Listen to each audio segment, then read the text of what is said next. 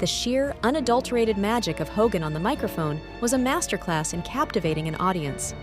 When Hogan pointed his finger directly at the camera, his eyes burning with intensity, and bellowed, "What you gonna do, brother, when Hulkamania runs wild on you?"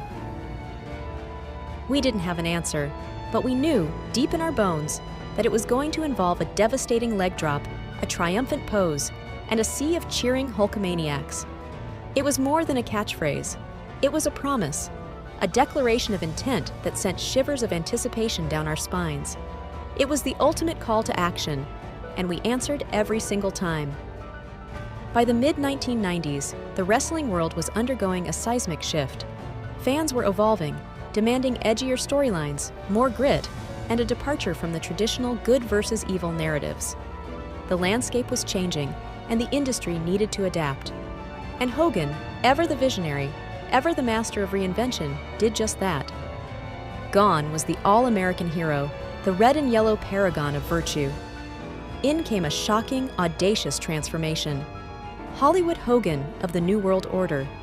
He traded his vibrant colors for stark black and white gear, grew a menacing black beard, and adopted a villainous swagger that sent shockwaves through the wrestling world. He was no longer the hero. He was the ultimate antagonist, the leader of a rebellious faction that sought to take over the industry. It was nothing short of genius.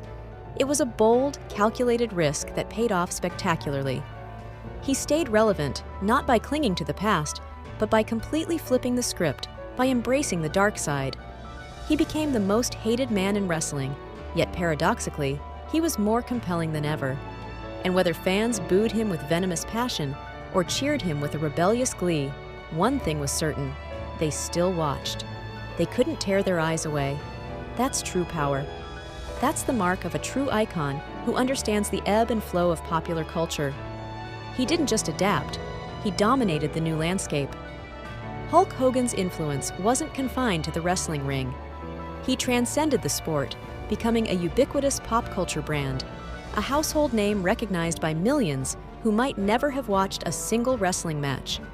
He was everywhere, a larger-than-life presence that permeated every corner of entertainment.